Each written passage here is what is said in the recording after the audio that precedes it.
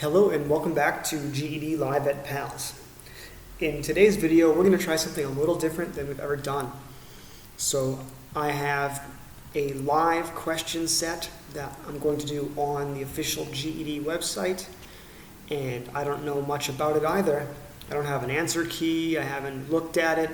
I don't even know if it's going to be the same question set each time or if it's randomly generated.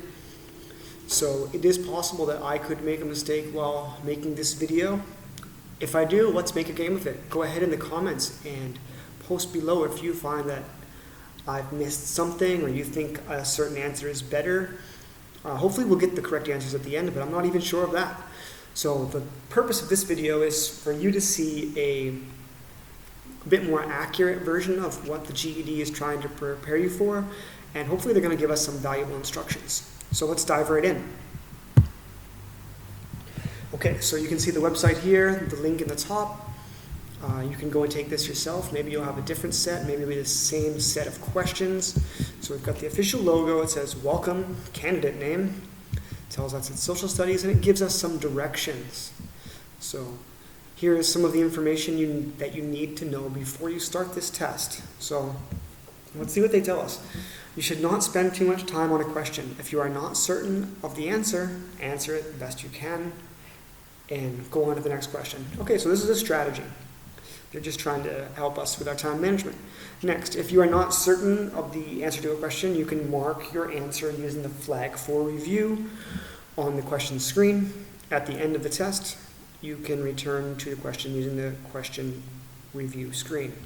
Great, this is more strategy, helping us flag for review. As I've said in other videos, it doesn't make sense to get bogged down on one question, wasting all of your time and not having enough time for the other questions.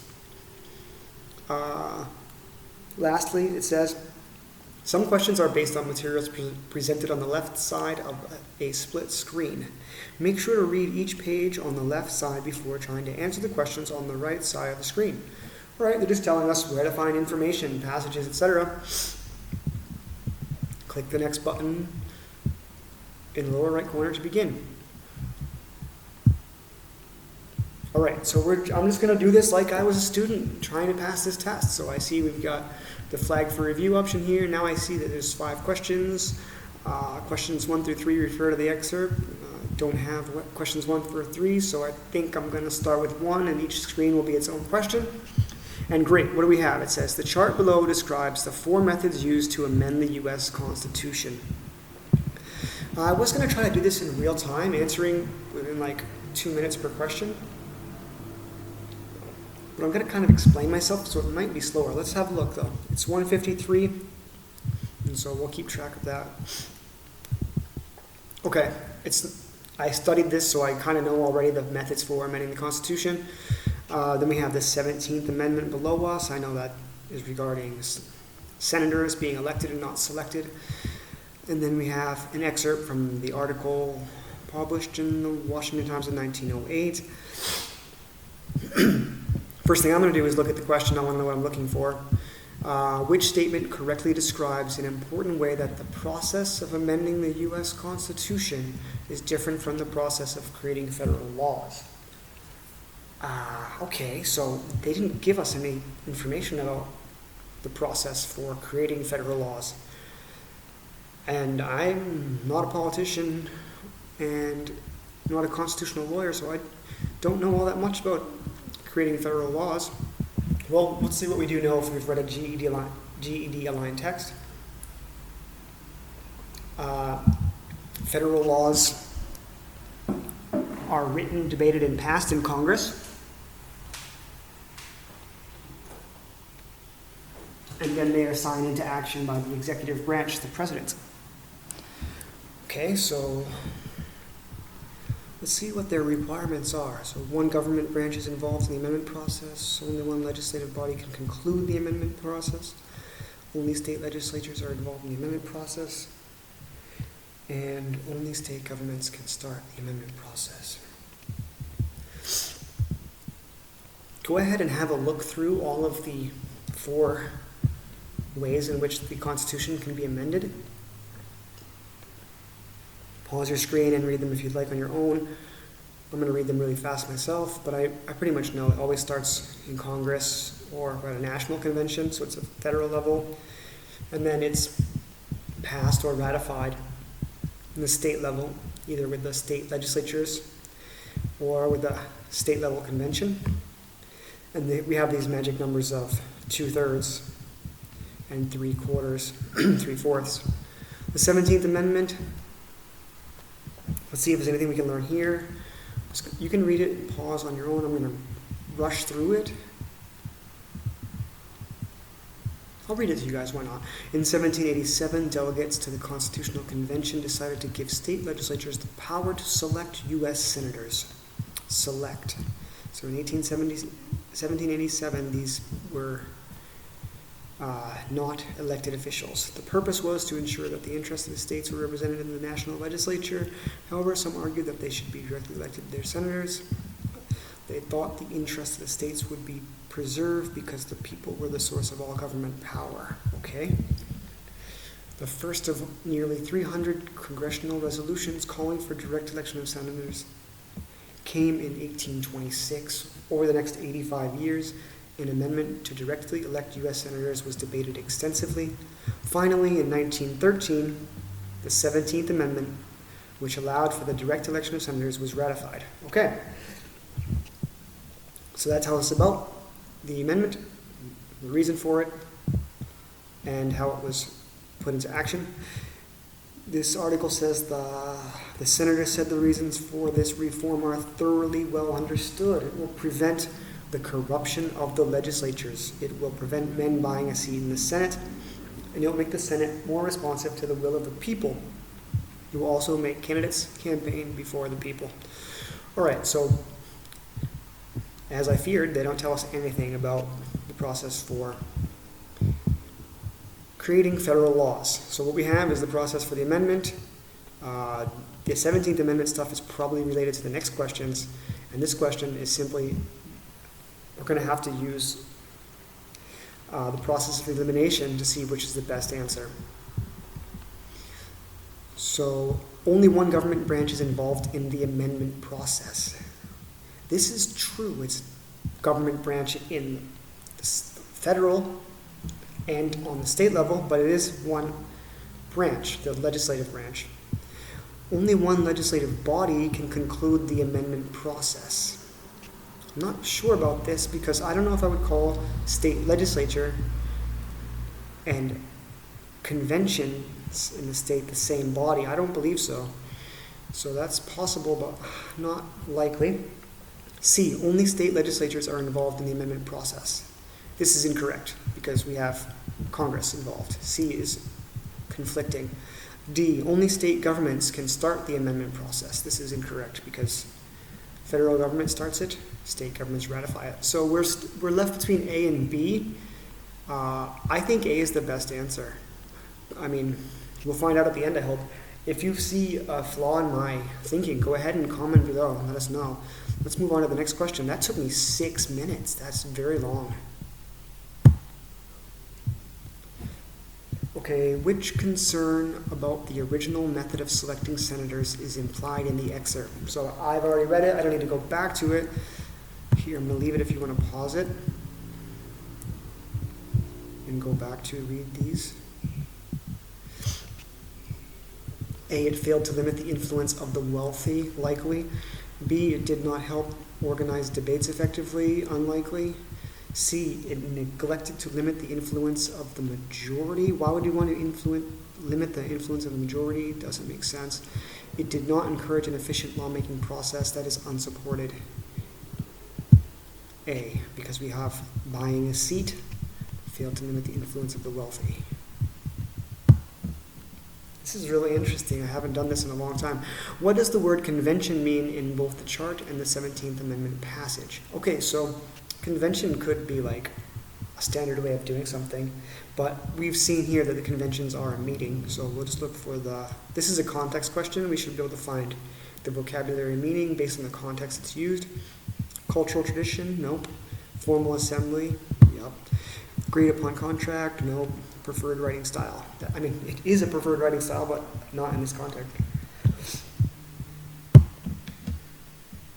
Okay, so now I've caught up. Now it's been 7 minutes and I've done 3 questions.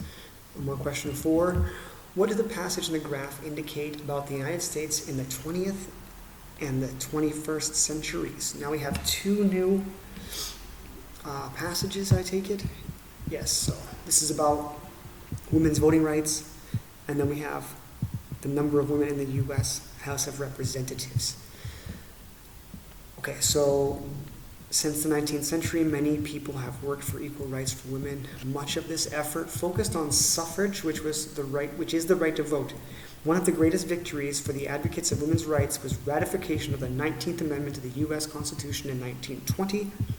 The 19th Amendment stated that the right of citizens of the United States to vote shall not be denied or abridged by the United States or by any state on account of sex. However, the struggle for equality in other areas of society continued even after the 19th Amendment granted women suffrage. It should be women that granted women suffrage. Or women's suffrage. Okay. Whoa, this is tough. Okay, we have 1917 to 2011. And it just says a line graph, and it's going to tell us about it. This is like a word problem for a visual. This is cool. Okay, so the horizontal x-axis labeled session of Congress runs from 65 to 110. So that would be, if this was our graph, that would be the 65th Congress to the 110th Congress. The vertical y-axis here is labeled number of women representatives runs from 0 to 80. So if we have 0 to 80 of number of women's runs in Congress, the line begins at the 65th session of Congress and fluctuates between 0 and 1 until the 68th Congress, or like here. The line rises to 9 in the 71st Congress, so we're up to here, because it's 80. And then the line rises to 18 in the 84th Congress, here. And remains steady until falling to 11 in the 88th Congress. The line remains steady until the 90th Congress and then rises sharply to 75 in the 110th Congress. Okay, so we're like here. What did the passage in the graph indicate about the United States in the 20th and 21st centuries? A. Social movements halted inequalities within society. Social movements halted does not seem likely, because it means to stop entirely. But here we can see in the second passage that women were not equally represented in Congress very early on. The changes in voting rights impacted representation in the U.S. government. We do have an indication of that, because it's roughly just before women are given suffrage, and then eventually we do have a rise in representation. C. Democratic principles are more powerful than cultural traditions. We kind of have the opposite. I would call this conflicting information. Here we have cultural traditions state that women became more represented in Congress slower than the principle, because the principle allowed them to vote early on, but their representation in Congress was later on. So C is conflicting, not correct. D, the Civil War amendments created greater democratic opportunities for women. This is just not true.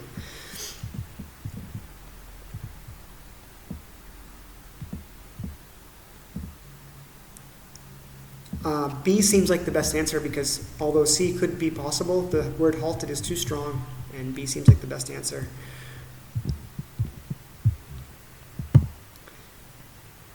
So I am 1 minute over time. If there are 5 questions, I should have been done a minute ago. But honestly, if I was doing this myself, I wouldn't read out loud. I can read them ahead much faster than out loud. Which statement explains the number of women serving in the House of Representatives during the 65th Congressional Session? Explains. The 65th is 1917.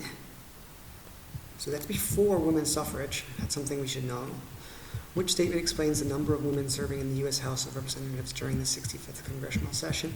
Women lack suffrage rights at the national level. That seems right. States use literary tests to restrict women's voting rights. I don't think so. I think women were just... No, this doesn't seem right. because they didn't have rights yet, so how could they be restricted? Women resisted involvement in politics at a national level? Okay, so that's possible, but implausible, because they're fighting for suffrage, so it's conflicting. States prohibited political campaigns by women. Ooh. So A and D are possible.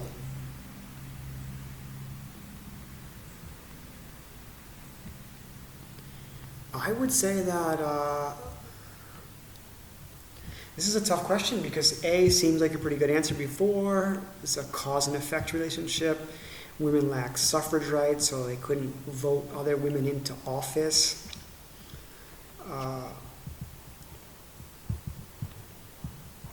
I'm assuming that this is true.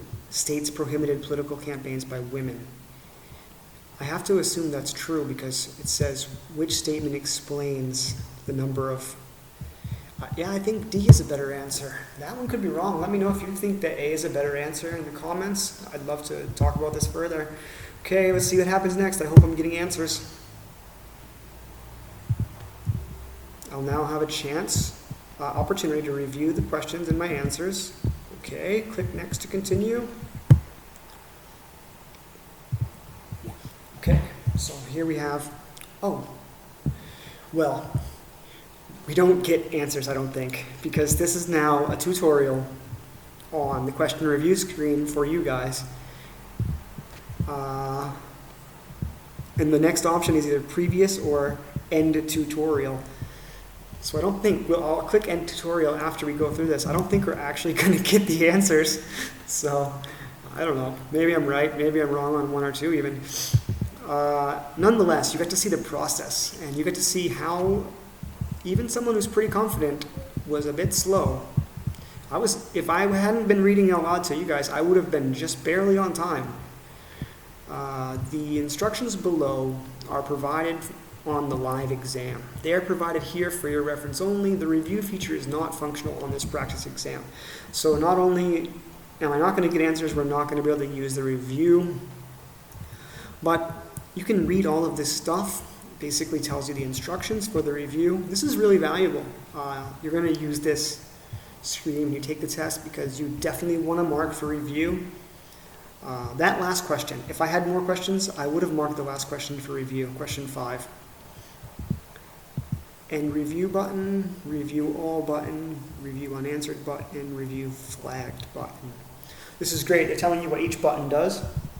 You're going to want to be familiar with this so you can make the most of this review process. And there you go, guys. There's a little view into... This tells us a lot. It tells us like how the screen is probably going to be formatted. They've given us a lot of directions. You've seen how the excerpts and the questions are laid out for you on the computer-based test. And you've seen someone who teaches social studies genuinely have to try hard. So what does this tell you? It tells you that A, you can prepare with factually based knowledge. Knowing the process for federal laws requiring 2 branches was pretty much the only thing that helped me. Beyond that, all the information was available in the excerpts. There were some skills we had to use. We had to use cause and effect relationship skills. We had to use context. And we had to use the process of elimination for every question to be confident. So I hope this has helped you guys. Again, comment if you think you have a better answer. I'm going to hit end tutorial and see what happens. It takes me to their page. Okay, so they're like, okay, sign up for the test. Come take it and pass. You're ready. But we're not going to tell you your scores. Okay, that's it for today's video, guys. Thanks for watching. And as always, best of luck on your test taking process. Take care.